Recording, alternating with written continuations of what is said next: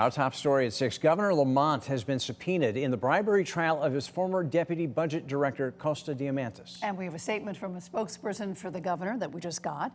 News 8's Mike Cerulli is live in Bridgeport with that. Mike.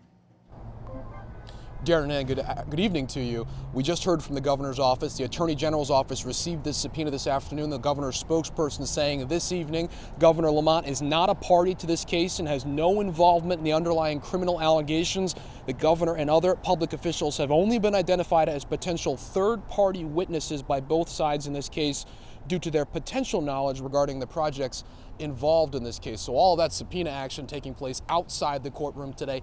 Inside the courtroom, the testimony focused on 3 witnesses who all talked about the influence that Kosta Diamantis exercised over the awarding of contracts, including to 2 companies whose executives have already pleaded guilty to conspiring to bribe him. One of those executives was a particular focus today, Antonetta Roy, whose company got a contract even though they didn't submit the low bid.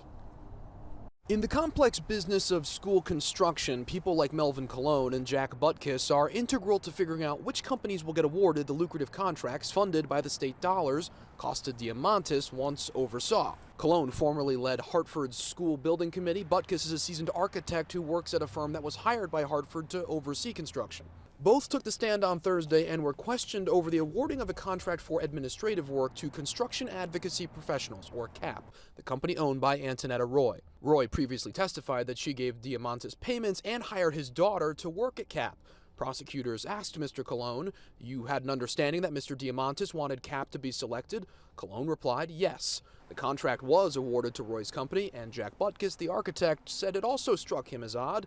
Documents presented and evidence showed CAP's bid was the second highest of the 4 submitted, not the lowest. Outside the courthouse, Diamantis' defense attorney Norm Pattis characterized his client as a hands-on manager rather than someone steering contracts for bribes. I heard a description of a man who was a hands-on, aggressive manager on behalf of the state of Connecticut. I think many taxpayers wish we had more of those. Pattis had this to say about the possibility of calling the governor to the stand. Mr. Diamantis will testify, and then we will see what is necessary thereafter. Even though he's been subpoenaed, Lamont's testimony is not a guarantee. The governor could motion to quash the subpoena, as former prosecutor Ryan McGuigan explains. You'd have to have a good faith basis to call them, and they'd have to be called to testify to something that's material. Unless somebody can adduce something that makes their testimony necessary, then I'm sure that their motions to quash will be successful.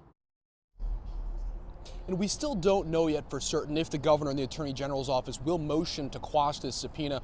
We are slated to hear from Diamantis sometime late next week. Court is adjourned for the holiday weekend until Tuesday, and we'll be back following all that for you and bring it to you as it unfolds. Live in Bridgeport this evening, I'm Mike Cerulli, News 8.